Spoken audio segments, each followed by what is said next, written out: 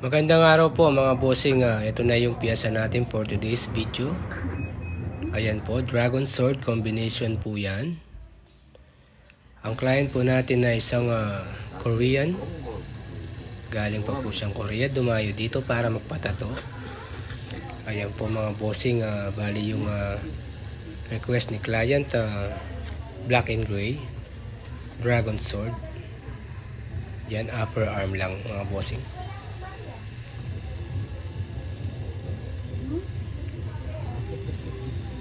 Ayan, unahin muna po natin yun sa baba.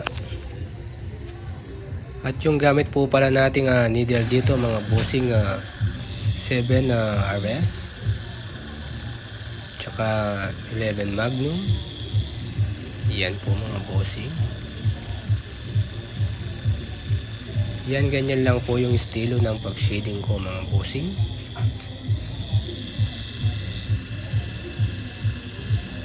Yan, maraming salamat po sa mga nanonood at laging sumusuporta sa aking munting video.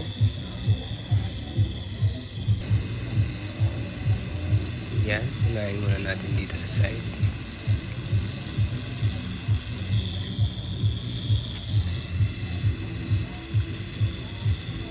Bali, yung ginamit ko po dito is more shading dito. Konting lining lang mga bossing. Para pag naghilom yung tattoo ni client, smooth siya. Yan, napaka-detalye po ng design na to.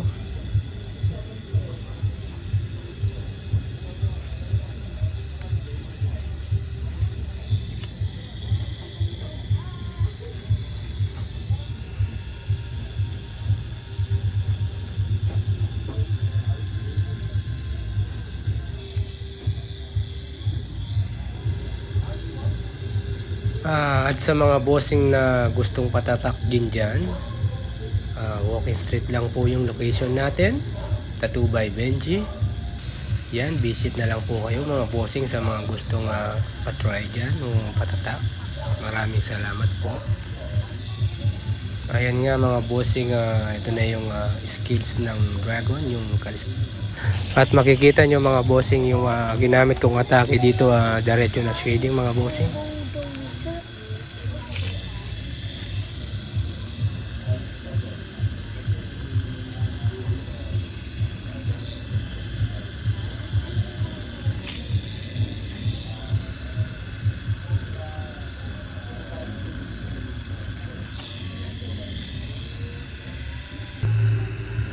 At ito nga po, dito na tayo sa bandang sword yan mga bossing. Gamit muna tayo ng mga liner dito kasi sa mga details. Yan po. Yan, swabe lang yung paghagod dahil madetalya. Ayan nga po, nasa 70% na tayo ng piyesa natin mga bossing. Napakatibay ni client talaga. Opa, yan.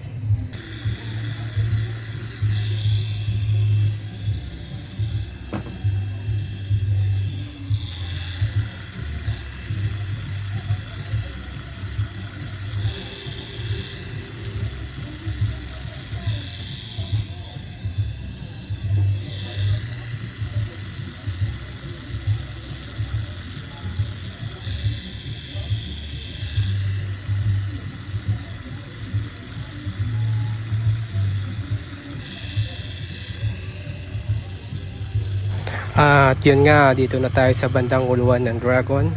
So gumamit ulit tayo ng liner dito sa mga maliliit na details.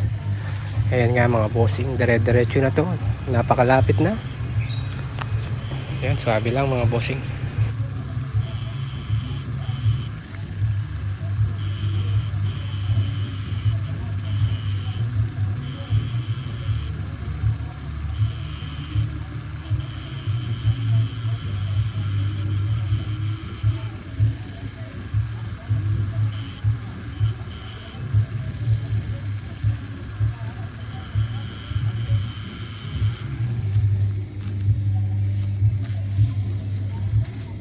At yun, ito na mga bossing yung final touch.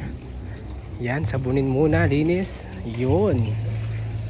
Sarap. Ayan na mga bossing, congratulations kay Opa from Korea.